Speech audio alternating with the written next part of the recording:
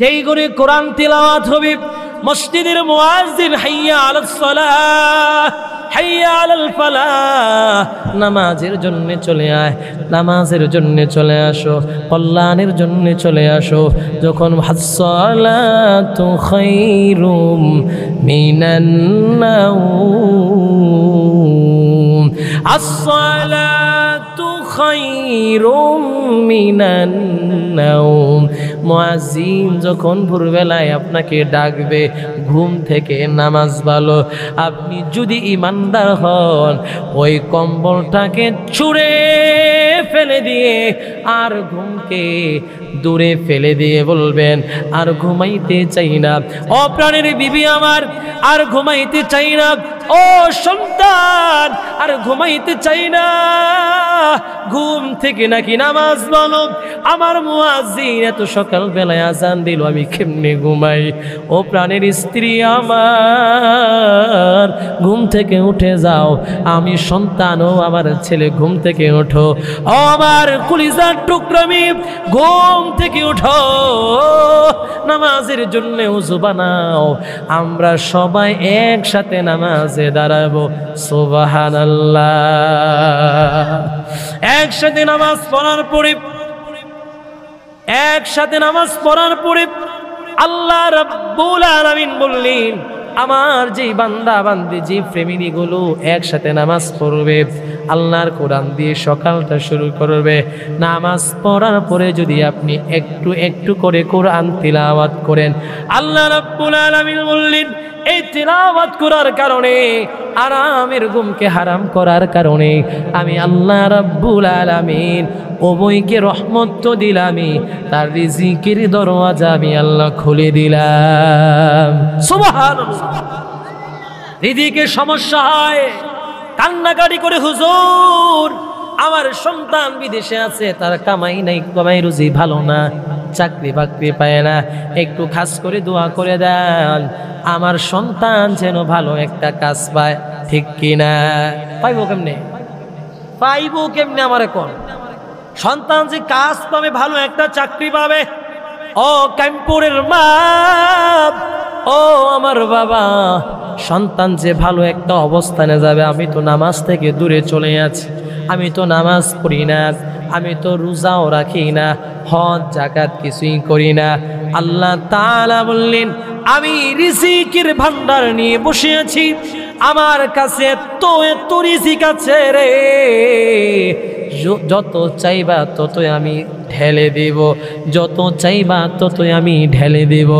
আমি এত রিজিক বানায়া রাখছি, শুধু আমার থেকে ছিনিয়ে নেওয়ার দায়িত্ব হচ্ছে আমার বান্দা বান্দিদের। ঠিক কিনা? যত চাইবে আল্লাহর কাছে, যত চাইবে আল্লাহ ততই দিবে। সুবহানাল্লাহ পড়বেন না? আপনি চাইবেন না, পাবেন কিভাবে? আপনি চাইতে জানেন না। রোগ হলে বাবার দরবারও যায়, আল্লাহ রাসূল দেখছে না। রোগ হলে, অসুস্থ হলে আমার মা বোনেরা মান্নত করে। ঠিক কি না? মান্নত, মানুষের নামে মান্নত করে, বর্বরায় মানুষের নামে মান্নত করে। যে আল্লাহ যে বাবারে সৃষ্টি করলো, ওই যে আমরা বাপ কই, চুল বড় হইলে, দাড়ি বড় হইলে একটা দরবার লইয়া বইলেই যে আমরা এখানে চলে যাই, এটা কখনো মুসলমান বান্দাবান্দির পরিচয় হতে পারে না। ঠিক কিনা? কোন মুসলমান দরবারে যেতে পারে না, কোন মুসলমান দরবারে গিয়ে সাজদা দিতে পারে না। আল্লাহর দরবার হচ্ছে মসজিদ। আহাব্বুল বিলাদি ইলাল্লাহি মাসাজিদুহা ওয়া আবগাদুল বিলাদি ইলাল্লাহি আসওয়াকুহা। যখন নামাজের সময় হয়, বাজারে আড্ডা একটু ভালোই চলে। ঠিক কিনা? ওরে মুসলমান ইমানদার আল্লাহর গোলাম, আমি মুশাররফ হুসাইন সাইফি, ছোট মানুষ, নগণ্য মানুষ, একজন আল্লাহর গোলাম। আমার এলেম কম, এলেম কালাম হেলেম তুই বেশি নাই রে বাবা। আমি ছোট মানুষ, একটু বলে দিয়ে যাই, আজান হলো আপনি কেমনে ঘরে ঘুমাইয়া থাকেন, আজান হলো কেমনে আপনি দোকানে আড্ডা দেন, আল্লাহর দরবারে সেজদা না দিয়া কেমনে আপনি মাজারে সেজদা দেন, আল্লাহরে ভক্তি বিশ্বাস না করিয়া আল্লাহর সৃষ্টি করা মানুষকে কেমনে আপনি ভক্ত বিশ্বাস করেন, ছাগল গরু মহি খাসি যত কিছু লইয়া যান, আজান যখন হয় রাসূল বললেন সবচেয়ে খারাপ জায়গা হচ্ছে বাজার, সবচেয়ে প্রিয় জায়গা হচ্ছে আমার আল্লাহর ঘর মসজিদ। সুবহানাল্লাহ। আল্লাহর ঘর মসজিদের দিকে ফোকাস বাড়াও, আল্লাহর ঘর মসজিদের দিকে তোমার নজর বাড়াও, আল্লাহর ঘর মসজিদে লুটে পড়ে যাও। অসুস্থ হলে সুস্থ করে দিবেন তিনি কে? রোগ হলে মুক্ত করে দিবেন, জোরে বলেন তিনি কে? আমার আল্লাহ রাব্বুল আলামিন যদি এত এত পারে, তারপরেও কেন আমরা ঈমান হারা হয়ে যাচ্ছি? কোরআন তিলাওয়াত করে কেন ঈমান বৃদ্ধি করি না? কোরআন তিলাওয়াত করে কেন ঈমানকে মজবুত করি না? একটাবার চিন্তা করেন, আমাকে চক্ষু দিল, জিহ্বা দিল, দাঁত দিল, পা দিল, হাত দিল, আমার চেহারা একরকম, আমার পাশে মুরব্বি বসে আছে ওনার চেহারা একরকম, আমার পাশে দেলোয়ার হুজুর বসে আছে ওনার চেহারা একরকম, আমার কণ্ঠ একরকম, আমার পরে যিনি আলোচনা করবেন তার কণ্ঠ আরেক রকম। আল্লাহ কত কিছু না দিল, এক একজনের চেহারা কেউ মিল পাবেন না, এক একজনের হাত ছোট, এক একজনের হাত ঠিক আছে, এক একজনের হাতে নখ আঙ্গুল নাই, পায়ে আঙ্গুল নাই। আল্লাহ কত মানুষকে পঙ্গু বানাইলো, আল্লাহ মানুষকে কিভাবে সৃষ্টি করলো যদি একটাবারে চিন্তা করেন, গভীর মনোযোগ দিয়ে যদি একটাবার একটু বিশ্লেষণ করেন, কোনো মানুষ মাজারে গিয়ে লুটে থাকতে পারে না, ঠিক কি না? মাজারওয়ালা আমাকে কিছুই দিতে পারবে না, কারণ মাজারওয়ালাকে তো সৃষ্টি করলো আমার আল্লাহ। ওই মাজারওয়ালা বেঈমান হয়ে গেছে, শিরক করতে করতে সমাজ ধ্বংস করে দিয়েছে, শিরক করতে করতে মানুষের ঈমানকে একবারে বিনষ্ট করে দিয়েছে। ও ভাই, পাও যদি বাড়াইয়া দাও আমি পায়ে ধরতে রাজি আছি, তারপরেও ঈমান ছাড়তে আমি দিব না। মুসলমান কখনো কোরআন বন্ধ করতে পারে না, মুসলমান কখনো কোরআনের কথাগুলো বন্ধ করতে পারে না। কোরআন কে নাজিল, কে সৃষ্টি করেছেন, একটু জবান খুলে কি আল্লাহর নাম বলা যাবে না? আল্লাহ। কোরআন কে নাজিল করলো? আরো জোরে বলেন আল্লাহ। আমার আল্লাহ কোরআন নাজিল করলেন, এই কোরআনের কথা হবে, কোরআন থেকে আলোচনা করা হবে, কোরআন থেকে বক্তাগুলো এক একজন এক এক কণ্ঠে, এক একজন এক একটা সুরে, এক একজন এক একটা বিষয় নিয়ে আলোচনা করবে, যেন মানুষগুলো আল্লাহর পথে চলে আসে। সুবহানাল্লাহ। আরে দুনিয়ার মুসলমান ইমানদার আল্লাহর গোলাম, অনুনাজ্জিলু মিনাল কুরআন মা হুয়া শিফাউ ওয়া রাহমাতুল লিল মুমিনিন। জোরে বলা যাবে কি আল্লাহু আকবার? কোরআন মানুষকে সুস্থ করতে পারে কি পারে না? জোরে বলেন। বক্তা যখন কথা বলবে, নিচের থেকে যদি সুবহানাল্লাহ কেউ না কয়, আলহামদুলিল্লাহ কেউ না কয়, ঠিক ওটাকে হাসে করো না মিশা করলে, এটা তো কোন লাগবো, তুইলে এবার কার লোক কথা কইব? আপনারা যাই আছেন আলহামদুলিল্লাহ, অনেক মানুষ আছে, আমি ছোট মানুষ, আমার থেকে বিজ্ঞ বিজ্ঞ আলেম একে স্টেজে বসে আছে, একটু সুবহানাল্লাহ জোরে বলা যাবে? একটু প্র্যাকটিস করি, কোন সুবহানাল্লাহ, আল্লাহু আকবার, আলহামদুলিল্লাহ। প্রশংসা আদায় করলাম কার? বান্দা যখন শুকরিয়া আদায় করে, আল্লাহ রাব্বুল আলামিন বান্দাকে আরো নিয়ামত বাড়ায় দেয়। সুবহানাল্লাহ। রাসূল কারীম সাল্লাল্লাহু আলাইহি ওয়াসাল্লাম বললেন, আল্লাহ তাআলা বললেন, যখন কোথাও কোরআন থেকে কথা বলা হয়, কোরআন থেকে আলোচনা করা হয়, আমার বন্ধুর কথা হাদিসগুলো যখন বর্ণনা করা হয়, আল্লাহ তাআলা বললেন রহমতের ফেরেশতা দিয়ে ওই জায়গাটাকে ঘেরাও করে রাখি। সুবহানাল্লাহ। আজকে কাইমপুরের মুসলমান, আজকে যে মাহফিলে আসলাম, আল্লাহ রাব্বুল আলামিন বললেন যারা এই মাহফিলে আসলো আমি আল্লাহ রাব্বুল আলামিন রহমতের ফেরেশতা দিয়া ভরপুর করে দিলাম। একটু জিকির করি লা ইলাহা, জোরে লা ইলাহা, আল্লাহ ইলাহা, লা ইলাহা, জোরে লা ইলাহা, লা ইলাহা, লা ইলাহা, লা ইলাহা, লা ইলাহা, লা ইলাহা, লা ইলাহা, লা ইলাহা ইল্লাল্লাহু মুহাম্মাদুর রাসূলুল্লাহ। সবাই পড়ি সাল্লাল্লাহু আলাইহি ওয়াসাল্লাম। রাসূল বললেন যেখানে কোরআন থেকে কথা বলা হয়, হাদিস থেকে, আল্লাহর কোরআন থেকে কথা বলা হয়, আমি আল্লাহ তাআলা, আল্লাহ বললেন, রাসূল বললেন, আল্লাহ সুবহানাহু ওয়া তাআলা রহমতের ফেরেশতা দিয়া ওই জান্নাতের বাগানটাকে ঘেরাও করে রাখে। সুবহানাল্লাহ। আল্লাহ রাব্বুল আলামিন বললেন, আমার আলোচনার বিষয়টা এটা না, বোঝানোর জন্য বললাম। আল্লাহ সুবহানাহু ওয়া তাআলা বললেন আমি কোরআন নাযিল করলাম মানুষের জন্য, আমার বান্দাগুলো কোরআন পড়বে, কোরআন রিসার্চ করবে, কোরআন থেকে তরজমা করবে। ইকরা বিসমি রাব্বিকাল্লাযী খালাক, খালাকাল ইনসানা মিন আলাক। আল্লাহ রাব্বুল আলামিন সূরাতুল আলার প্রথম নাজিল করলেন ইকরা বিসমি রাব্বিকাল্লাযী খালাক। ইকরা পড়ো। আমি আল্লাহ কোরআনে কি বললাম? কোরআন তোমাকে কি বলতে চায়? কোরআন কি জান্নাতে যাইতে বলে নাকি জাহান্নামে যাইতে বলে? একটু পড়ো।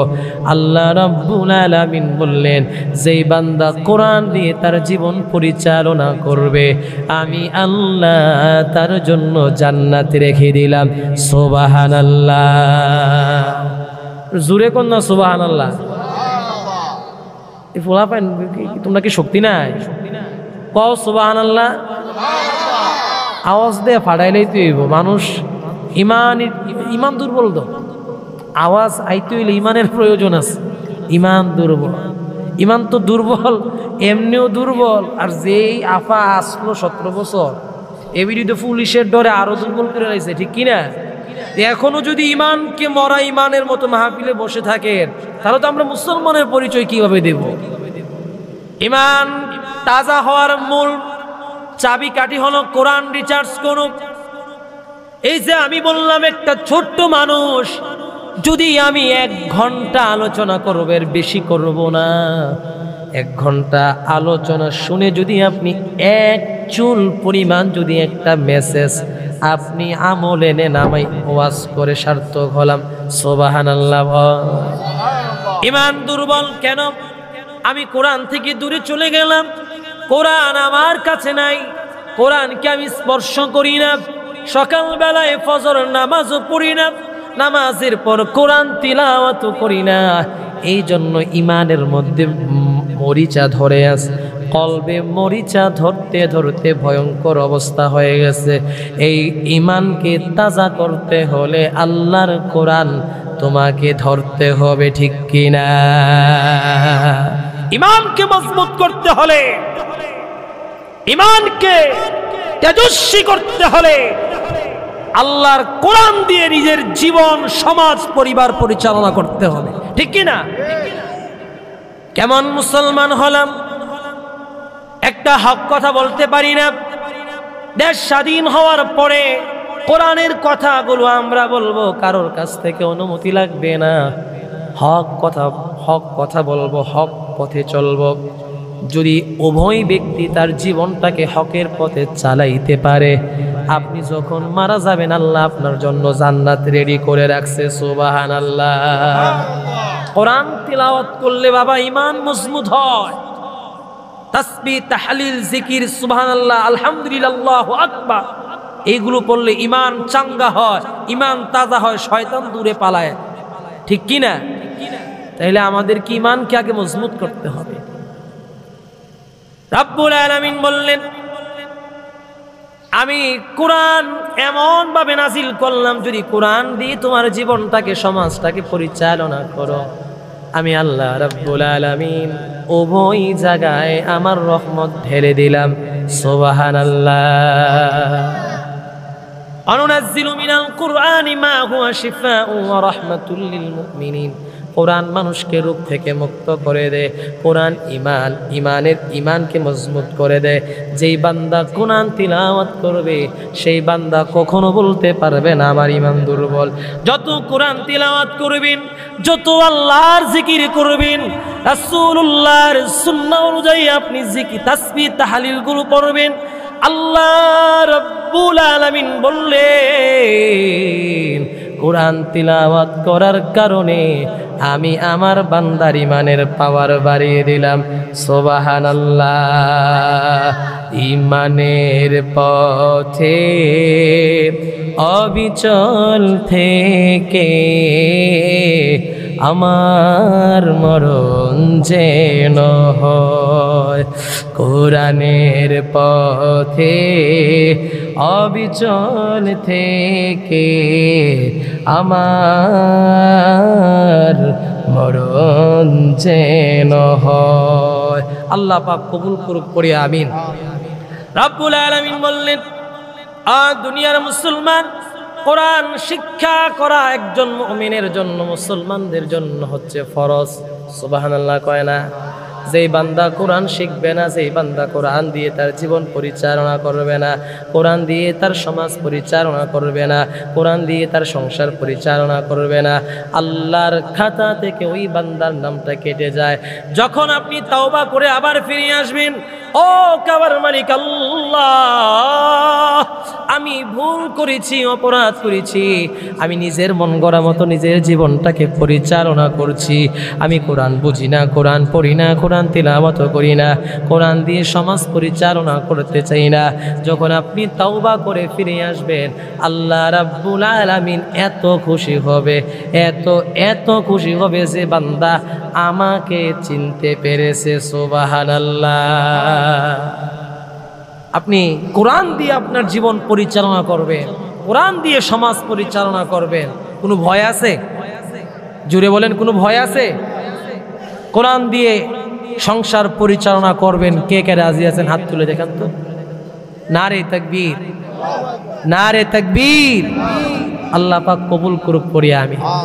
আগামীর বাংলাদেশ কোরআনের বাংলাদেশ হতে হবে। আগামীর বাংলাদেশ ইসলামের বাংলাদেশ হতে হবে, ঠিক কিনা? কোরআন দিয়ে রাষ্ট্র, সংসদ সব কিছুই পরিচালনা করতে হবে। ইনশাল্লাহ পড়বেন না? কতজনের তো দেখলাম, নৌকা দেখলাম, শীষ দেখলাম, নাঙ্গল দেখলাম, একটু দাড়িপাল্লাটা একটু দেখি। সুবহানাল্লাহ পড়বেন না? আল্লাহ পাক আপনি কবুল করুন, আমিন কর। দাড়িপাল্লা কেমন একটা প্রতীক। দাড়িপাল্লা যখন আপনি দোকানে যান খরচা কেনার জন্য, দোকানদারের দিকে তাকায় থাকেন, ঠিক না? যদি গরুর গোশত কিনতে যান, দোকানের দিকে আপনি তাকাইয়া থাকেন, গোশত কি একটু কম দিল না বেশি দিল? ওই কষাই, কত কষাই বাটপার দেখলাম, আমার ওস্তাদ বাটপার সাথে সাথে কসবা বাজারে ধরছে। গরুর গোশত আপনি কিনতে যাবেন, দাড়িপাল্লার দিকে তাকাইয়া থাকেন, আমাকে কম দিল না বেশি দিল? তার পাল্লির মধ্যে ফের আছে না নাই, সব কিছু আপনি তাকাইয়া দেখেন। কিন্তু দাড়িপাল্লাকে একটা বার ক্ষমতায় নিয়ে দেখেন, পুরো সংসারটাকে, পুরো ফ্যামিলিটা, পুরো দেশটাকে ইসলামমুখী করে দিবে, ঠিক কিনা? মানুষ কি পারে না, পারে নাকি? কোরআন দিয়ে আপনি একটু পরিচালনা করে দেখেন না, আল্লাহর শান্তি, আল্লাহর রহমত। আমি একটা উদাহরণ দিই, মনে করেন অনেকেই তো নামাজ পড়ে, অনেকে পড়ে না। এখানে ফজর নামাজে সবাই পড়ছে, এটা সত্যিও না আবার মিথ্যাও না। অনেকে পড়ছে, অনেকে তো পড়ছে না, শরমের কিছু নাই। তওবাকারীকে আল্লাহ সবচেয়ে বেশি ভালোবাসে। সুবহানাল্লাহ কর, আর একটু জোরে পড়েন না বাবা সুবহানাল্লাহ। যুবক ভাইরা পড়ো সুবহানাল্লাহ। তওবাকারীকে আল্লাহ এত ভালোবাসে। আপনি নামাজে যে কি শান্তি, আগামীকাল ফজরের নামাজটা পড়ে একটু ঘর থেকে হাঁটতে বের হই, নামাজে কত মধু, কত শান্তি লাগে। যারা নামাজ পড়েন না তারা অন্তত পক্ষে আমি বলছি আল্লাহকে রাজি খুশি করার জন্যে, ও মা আগামীকালকে স্বামী ছেলে মেয়ে সবাই কিনে রাসূল কারীম একটা হাদিস বলে, আপনি তো পরে করবেন হুজুরে কইছে ঘর নামাজ পড়তাম। বাড়ির কাছে মসজিদ রেখে ঘরে নামাজ পড়া যাবে না। অনেকে আছে মসজিদে হেঁটে হেঁটে যাবে, কষ্ট লাগে। যদি জিজ্ঞাসা করে চাচা ও আমার আব্বা আপনি কেন মসজিদে যান না, বলেন না মসজিদে আমার কষ্ট লাগে। আল্লাহ বললেন যেই বান্দা কদমে কদমে কদমে কদমে কদমে মসজিদে যত দূরে যাবে, আমি আল্লাহ রাব্বুল আলামিন প্রতিটা কদমে সওয়াব দিয়ে আমলনামায় পড়াইয়া দেই। বাড়ির কাছে মসজিদ থুইয়া যেই বান্দা ঘরে নামাজ পড়ে, রাব্বুল আলামিন বললেন বিবি বাল বাচ্চা যদি ঘরে না থাকতো আমি ঘরটারে আগুন দিয়া জ্বালাইয়া দিতাম। ঘরে নামাজ পড়া যাবে না, বিবিরে ডাক দিয়ে তুলে দিবেন। আমি ছোট্ট মানুষ বলে দিয়ে যাই, আগামীকালকে ফজর দিয়ে শুরু করেন। আপনি ফজরের নামাজ পড়ে যখন ঘর থেকে বের হবেন, আল্লাহর পক্ষ থেকে আপনার উপর রহমত নাজিল হবে। সুবহানাল্লাহ।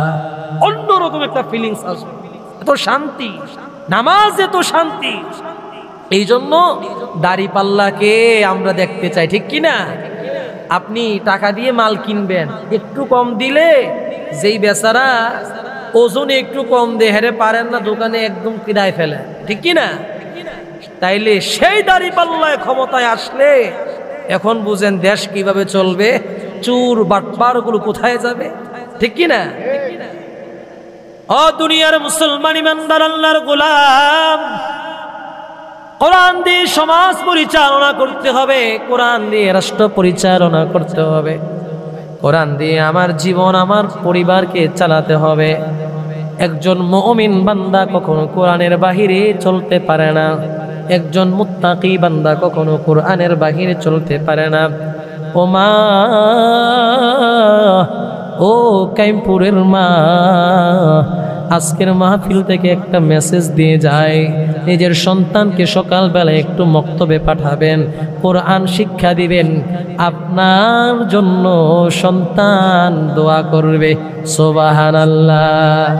এখন দেখা যায় সন্তানকে কিন্ডারগার্টেনে নিয়ে যায়, কেজি স্কুলে নিয়ে যায়, ওই যে মক্তব সকালবেলা কোরআন থেকে পড়ানো হয়, কোরআন চিনি না, কোরআন দিয়ে সমাজ পরিচালনা করবে, কোরআনকে বুঝতেই চায় না।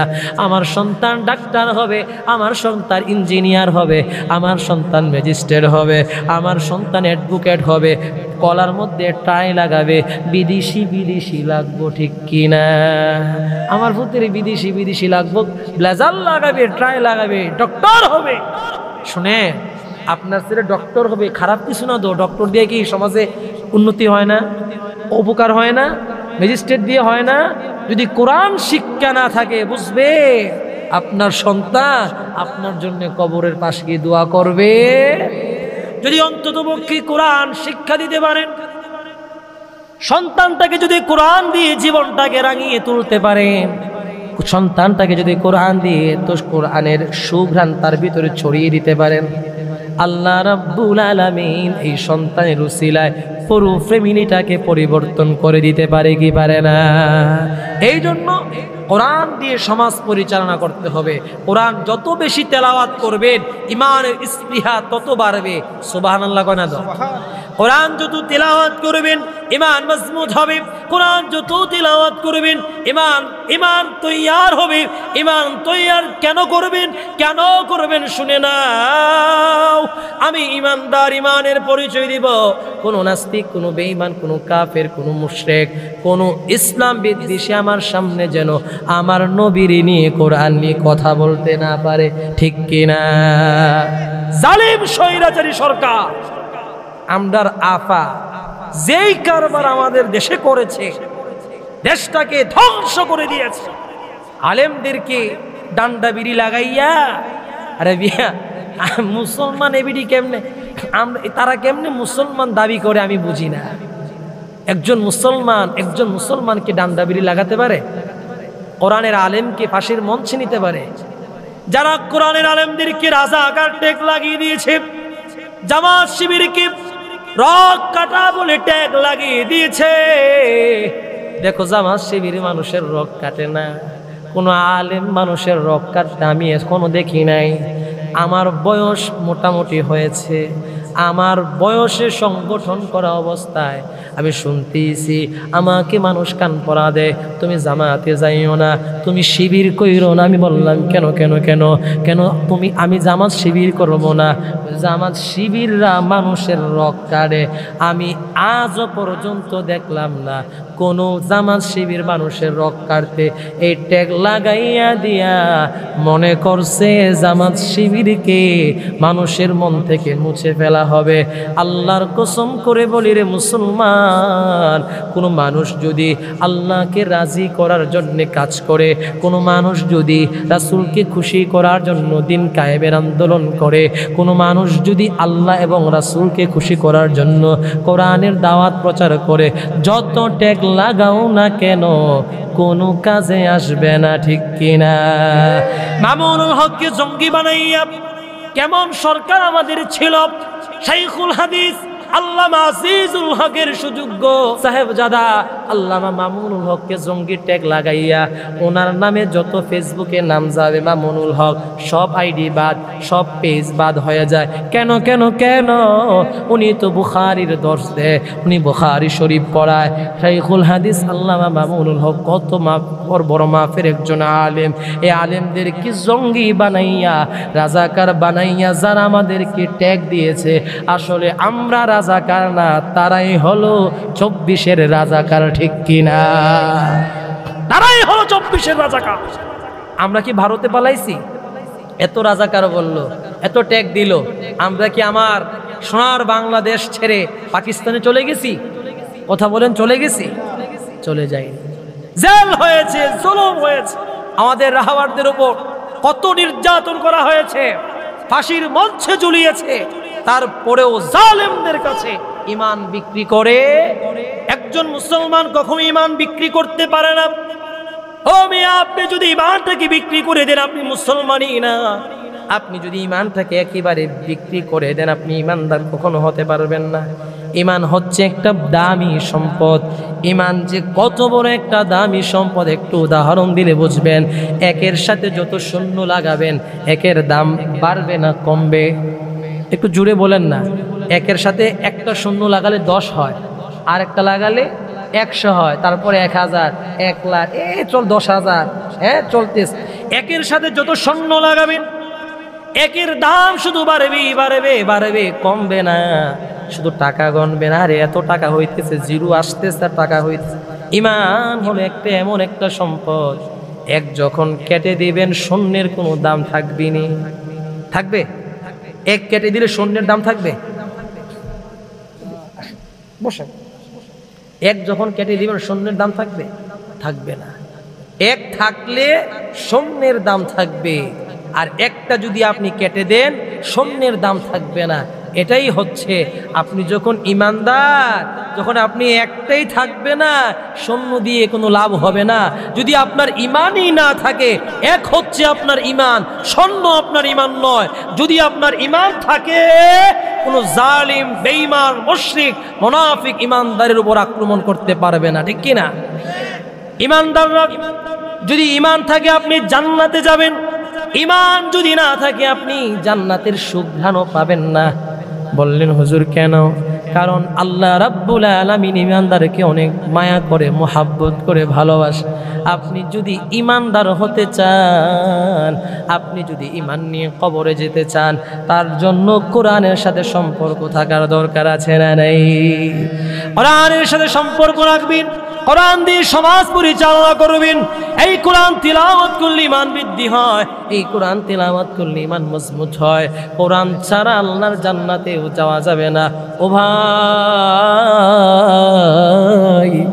আমি মুশাররফ হোসেন আপনাদেরকে একটু বলে দিয়ে যাই, আমি যা আমল করে আপনাদেরকে তাও শিখিয়ে দিয়ে যাই। কোরআনটাকে এমনভাবে দিলে গেঁথে নিবেন, কে কি বলল তার কারুর কথা শোনার কোনো সময় নাই। আমরা মুসলমান কখনো ঈমান বিক্রি করতে পারি না। আমরা চাই সবাই মিলে আল্লাহর জান্নাতে যেতে চাই। সুবহানাল্লাহ। আল্লাহ রাব্বুল আলামিন যেন আমাদেরকে জান্নাতের মেহমান হিসেবে কবুল করে পড়ি আমিন। আরো জোরে পড়ে আমিন। মুমিন বান্দা, আর একজন মুমিন বান্দা জান্নাতে যাবে না তো জান্নাতে সলিমউদ্দিন আর কলিমউদ্দিন যাবে? মুমিন বান্দারা তো জান্নাতে যাবে, মুত্তাকি বান্দারা, আল্লাহওয়ালা, ইখলাসওয়ালা। আল্লাহর জান্নাতটা নাস্তিক বেঈমানদের জন্য বানায়। রাব্বুল আলামিন বললেন, আমার বান্দাগুলো যখন গুনাহ করতে করতে করতে যখন তার কলবে মরিচা ধরে যায়, বান্দা তখন হতাশ হয়ে যায়, আমি কেমনে এই গুনাহ মাফ করব? ও কাইমপুরের মুসলমান, আপনি গুনাহ করেছেন, হতাশ হওয়া যাবে না। আপনি অপরাধ করেছেন, হতাশ হওয়া যাবে না। আপনি গুনাহ করেছেন, তাতে কি হয়েছে? আল্লাহ তো তাওবার রাস্তা খুলে দিয়েছে। একজন ইমানদারের জন্য আল্লাহ রাব্বুল আলামিন তাওবার দরওয়াজা খুলে দিয়েছে।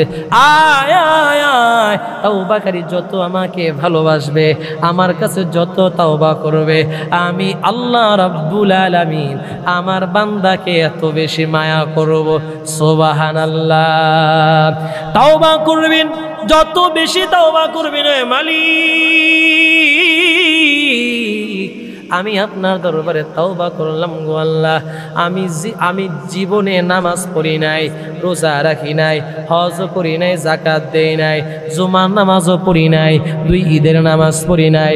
হঠাৎ সেই বান্দা মসজিদে হাজির হয়েছে, মুসল্লি সব দেখে কয় এবার আতকা করতে খাইছে, সেবরা খাইয়া ওড়ে, আরে কুদ্দুস তুমি এতদিন নামাজ পড়ছো না, তোরে কেমনে কেমনে আল্লাহ মসজিদে আনছে?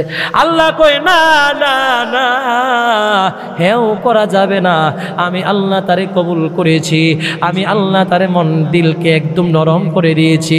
আমার বান্দা আমাকে চিনতে পেরেছে, আমার বান্দা আমাকে মাওলা বলে চিনতে পেরেছে, আমাকে আল্লাহ বলে চিনতে পেরেছে। আয় আয় আয়, আমার দরওয়াজায় আয়, আমার দরওয়াজায় গিয়ে বান্দা লুটে পড়েছে। আমি আল্লাহ রাব্বুল আলামিন আমার বান্দাকে মাফ করে দিলাম। সুবহানাল্লাহ। বান্দা যত আমাকে আল্লাহ বলে চিনবে, আমার দরওয়াজায় বান্দা যত লুটে পড়বে, আমি কখনো বেরাজ হই না। সুবহানাল্লাহ। আমাকে বান্দা যত ডাকবে, আমি আল্লাহ তত খুশি হই। আর আল্লাহ কয় আমাকে যে চিনতে পারছে, এই জন্যই তো তারে আমি মাফ করে দিলাম।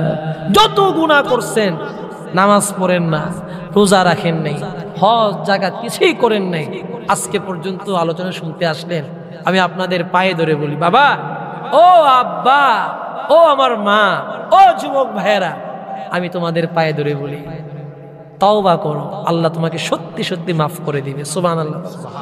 সত্যি সত্যি মাফ করে দিবে। আপনার বয়স 40 হয়ে গেল, 50, 60, কিছুদিন পরে আপনি দুনিয়ার সফর শেষ করবেন, এমনটা মনে হচ্ছে, ফিল করতেছেন। আমি আপনাদের পায়ে ধরে বলি, আল্লাহ সত্যি মাফ করে দিবে। আল্লাহ তো বসেই আছে, বান্দা যা আমারে চিনবে, আমার দরওয়াজায় বান্দা লুটে পড়বে। সুবহানাল্লাহ বলেন না? বান্দা যে আমাকে চিনবে, আমি যে তার রব, তাকে আমি হায়াত দিলাম 50 বছরের, 40 বছর সে আমাকে চিনে নাই, আমাকে আল্লাহ বলে চিনে নাই। আমি যে তার রব, সে আমাকে একবারও আল্লাহ বলে ডাক দেয় নাই।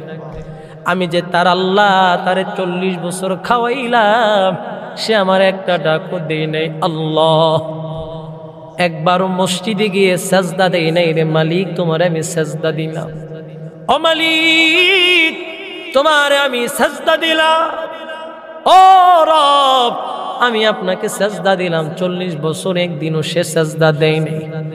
41 বছর যখন মানুষটার পা রাখলো, আমি একটা উদাহরণ মেসাল দিচ্ছি। ও বাবা, ও কাইমপুরের মা, ও কাইমপুরের বাবা, যুবক ভাইরা কত সুন্দর আয়োজন করেছে। 40 বছর থেকে যখন 41-এ পা রাখলো, পা রাখার কারণে সেই মানুষটা যখন আল্লাহকে হঠাৎ করে মনে হলো 40 বছর একদিন তো আল্লাহকে সাজদা দিলাম না, আল্লাহরে আল্লাহ বলেও ডাক দিলাম না। ও রব, যদি আজকে থেকে আমি মসজিদে যাই আপনি আমারে মাফ করবেন নি।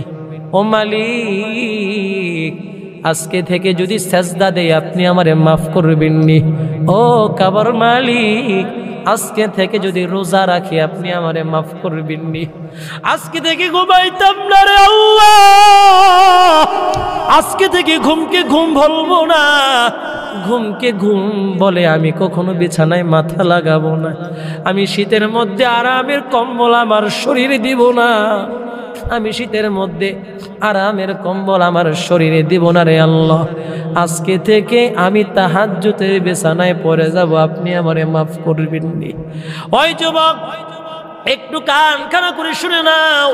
40 বছরের আমার ভাই এমন ভাবে যদি আল্লাহরে বলে, আল্লাহ আমি তো আজকে ঘুমাইতাম না, আমি আজকে নামাজও কাজা করতাম না, 5 ওয়াক্ত পড়মু, আমি তাহাজ্জুদ পড়মু, আমি হাঁটতে বসতে 100 বার সুবহানাল্লাহ সুবহানাল্লাহি ওয়া বিহামদিহি সুবহানাল্লাহিল আযীম এই জিকিরটাও করমু। আল্লাহ আপনি আমারে মাফ করবেন নি ও আল্লাহ। এমন ভাবে চিৎকার করে কান্নার আওয়াজ, এমন ভাবে কান্দে কান্দে কান্দে হঠাৎ যুবকটা মসজিদে চলে গেল এবং ধারাবাহিক ভাবে নামাজ শুরু করলো। আল্লাহ কয়, বান্দা, যেই বান্দা ইখলাসের সাথে খুলুসিয়তের সাথে ইন্নামাল আমালু বিন্নিয়াত, যেই বান্দা নিয়ত করে আমাকে চিনবে, আমাকে রব বলে মানবে, আমার বন্ধুকে নবী বলে স্বীকার করবে আর তওবা করবে, মালিক জীবনে নামাজ পড়ি নাই, রোজা রাখি নাই, হজ করি নাই, যাকাত দেই নাই, গরিব দুঃখী মানুষদেরকে সহযোগিতা করি নাই, আল্লাহ আপনার পায়ে পড়ে গেলাম রে আল্লাহ, আপনি আমারে মাফ করে দেন, তওবা কবুল করে নেন। আল্লাহ রাব্বুল আলামিন বান্দা বান্দির নিয়তটাকে দেখে দেখে ওই 40 বছরের গুনাহগুলো মাফ করে দিবেন। সুবহানাল্লাহ। এই মাহফিল তো সার্থক তখনই হবে যখন আমার একটা আব্বা, একটা আম্মা, একটা যুবক ভাই পরিবর্তন হবে, ঠিক কিনা? আমি মাহফিল করলাম, পরিবর্তন হলাম না। আমি মাহফিল করলাম, নিজের তাকওয়া, ইখলাস, খুলুসিয়াত, আমার নফস পরিষ্কার হলো না, এই মাহফিল করার কোনো মানে নেই।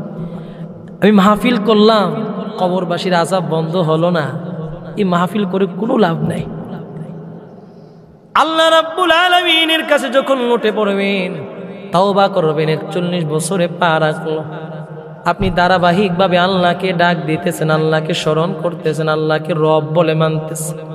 ও ভাই, আমি মুশাররফ হোসেন বলে দিলাম, আমি মুশাররফ হোসেন বলে দিলাম, যদি নিয়তটাকে সহি করতে পারেন, খুলুসিয়তকে সহি করতে পারেন, যে তাকওয়া ঈমান মজবুত, মানুষের কাছে যেন ঈমান বিক্রি না হয়, এমন নিয়ত যদি করতে পারেন, আমার আল্লাহ ও আল্লাহর ওয়াদা অনুযায়ী অবশ্যই অবশ্যই আল্লাহ মাফ করে দিবেন।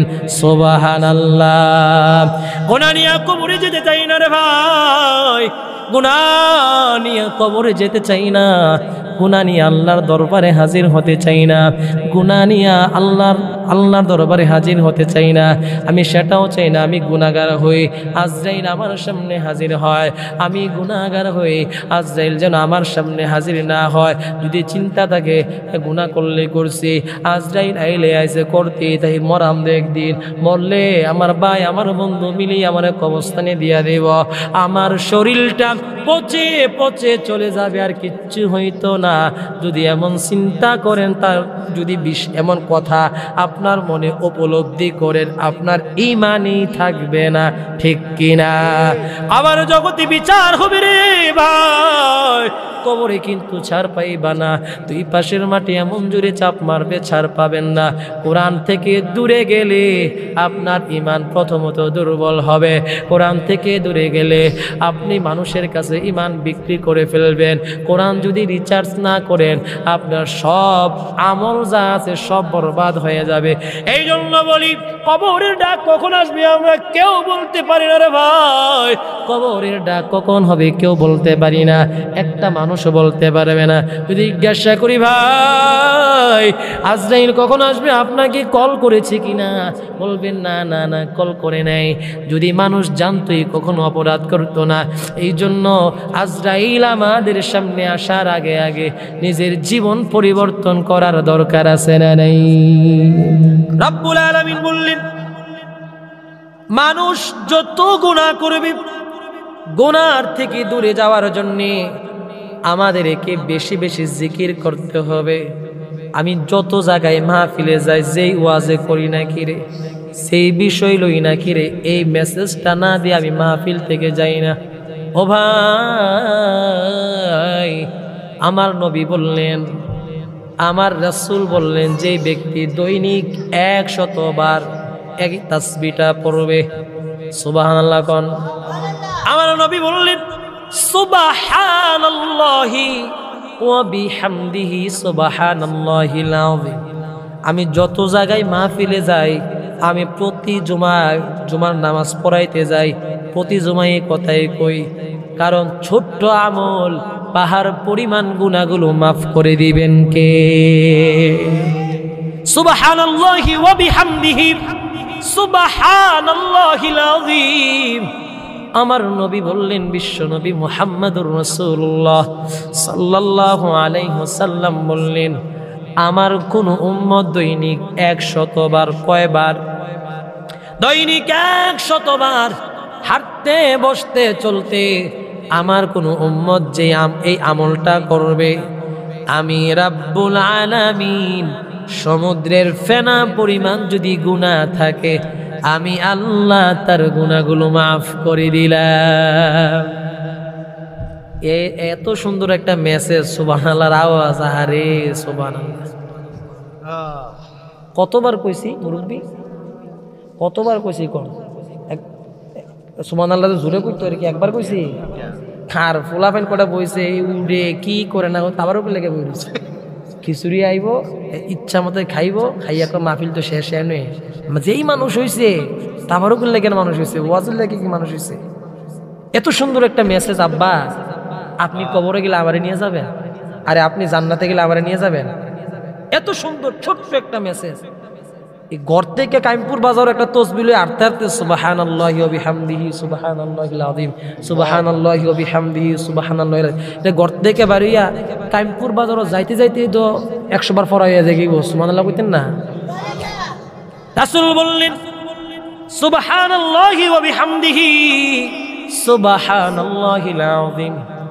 আমার যেই উম্মত দৈনিক 100 বার পড়বে, কয়বার? 100 বার পড়বে। সমুদ্রের ফেনা পরিমাণ যদি গুনাহ থাকে, আমি রব্বুল আলামিন আমার বান্দা বান্দির গুনাহগুলো মাফ করে দিলাম, সুবহানাল্লাহ। রব্বুল আলামিন বললেন, রাসূল করিম সাল্লাল্লাহু আলাইহি ওয়াসাল্লাম বললেন, অন্য একটা হাদিস শরীফের মধ্যে বললেন, সুবহানাল্লাহি ওয়া বিহামদিহি সুবহানাল্লাহিল আযীম। আমার যেই উম্মত দৈনিক 100 বার পড়বে, কয়বার? শুধু একবার না, দুইটা হাদিসে আমি আপনাদেরকে বললাম, দৈনিক 100 বার পড়বে। মিজানের পাল্লাটাকে আমি আল্লাহ ভারী করে দিলাম, সুবহানাল্লাহ। ওই যে দাড়ি পাল্লা কইছিলাম, ক্ষমতায় দাড়ি পাল্লা আসতে হবে, ওই দাড়ি পাল্লা কিন্তু জান্নাতে যাওয়ার জন্য সহযোগিতা করবে। ওই দাড়ি পাল্লা জান্নাতে যাওয়ার জন্য যদি আপনার দাড়ি পাল্লা ওজন থাকে রে ভাই, আপনার দাড়ি পাল্লা যদি একদম একেবারে ভারী থাকে আর গুনাহ যদি আপনার উপরে থাকে, আল্লাহ রাব্বুল আলামিন আমার আপনার জন্য জান্নাতে রেখে দিলেন। সুবহানাল্লাহ। সেই দাড়ি পাল্লা যখন ভারী হবে, আপনি আজকে থেকে নিয়ত করে নেন, আজকে থেকে নিয়ত করে নাও, আমি ঘর থেকে বের হব, ঘর থেকে বের হয়ে কাইমপুর বাজারে হাঁটতে হাঁটতে যাব, ঘর থেকে বের হব, ঘর থেকে বের হয়ে আমি সকালবেলায় ফজরের জন্য মসজিদের জন্য রওনা হব, আমি ঘর থেকে বের হব জোহরের জন্য রওনা হব, আমি ঘর থেকে বের হব আসরের জন্য রওনা হব। দৈনিক 100 বার তাসবিহাত নিয়ে সুবহানাল্লাহি ওয়া বিহামদিহি সুবহানাল্লাহিল আযীম সুবহানাল্লাহি ওয়া বিহামদিহি সুবহানাল্লাহিল আযীম সুবহানাল্লাহি ওয়া বিহামদিহি সুবহানাল্লাহিল আযীম। দেখবেন মসজিদে পৌঁছাইলেন, আপনার তাসবিহ পড়াও শেষ হয়ে গেল। সুবহানাল্লাহ। এই যে পড়লেন দৈনিক 100 বার, দৈনিক 100 বার, 99 বারও কিন্তু না, 100 বার। রাসূল বললেন যত পড়বেন আমি কিন্তু সমুদ্রের ফেনা পরিমাণ গুনাহ মাফ করে দেই, আমি মিজানের পাল্লা ভারী করে দেই। ওই মিজানের পাল্লায় এবার আমরা ক্ষমতায় চাই, দুনিয়াতেও জান্নাতের মতো চলতে চাই আর আখিরাতেও যেন জান্নাতে হতে চাই, ঠিক কিনা? মানুষ, আপনি যখন দুনিয়াতে ভালো থাকবেন, আপনার দুনিয়ার সফর যেন সুন্দর হবে, আপনার দুনিয়ার সফর যেন তেজ্জুস ঈমানের পাওয়ারে আপনি কোরআনের কথাগুলো বলবেন। দুনিয়া যেই ব্যক্তি নামাজ রোজা হজ যাকাত সব কিছু দিয়ে সুন্দর করে পরিচালনা করবে, রব্বুল আলামিন তার জন্য জান্নাতেও তেমন পরিবেশ রেখে দিবেন। সুবহানাল্লাহ পড়বেন না? তাইলে আমরা জান্নাতে যেতে চাই কি চাই না? কি ও আপনি জান্নাতে যেতেন চান না? আমরা এখানে কে কে জান্নাতে যেতে চাই একটু হাত তুলে দেখাই তো ভাই।